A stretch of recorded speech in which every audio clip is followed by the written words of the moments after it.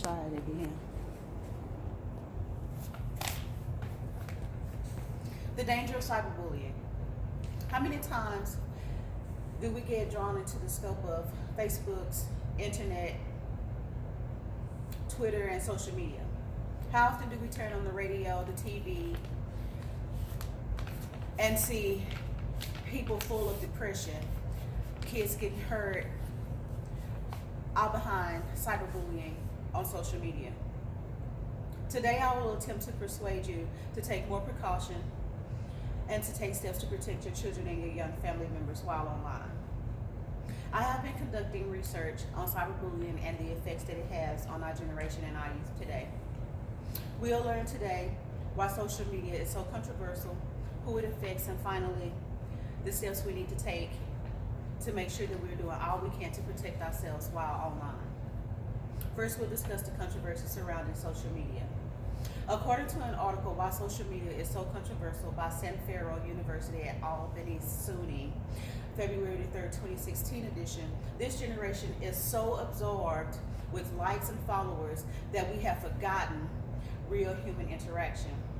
This is how we portray ourselves on social media. The age that we say we are, the way we dress, the things that we do, the way we see others in the same instances of dress and age, and the things that they do. Social media makes us feel emotionally and mentally capable and likable. How it makes us feel happy, how it makes us feel sad, maybe it makes us feel resentful about something that's been said or done. It also has an effect on what we think about ourselves. Now let's talk about who it hurts, who is hurt by the dysfunction and the negativity that's displayed on social media. According to an article by Kimberly Mitchell, Remaining Safe and Avoiding Dangers Online, Prevention Research 2010, news stories attest that social media can be used for malicious behavior and victimization. It impacts our youth's potential for college, for job securities.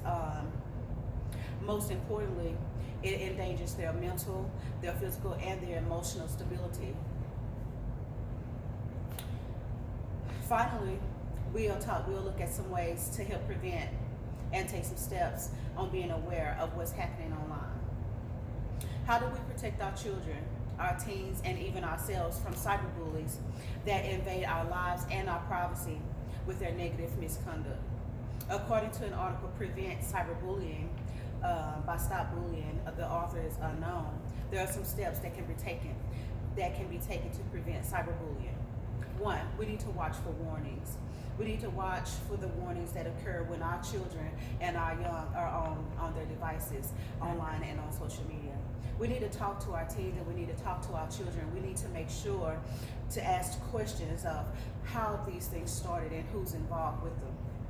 We can change our passwords and we can change our page accounts if we need to regularly.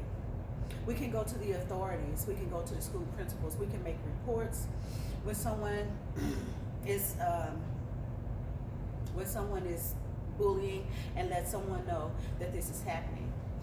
Always make a report of the situation and who's involved, and because you'll never know when it'll come in handy.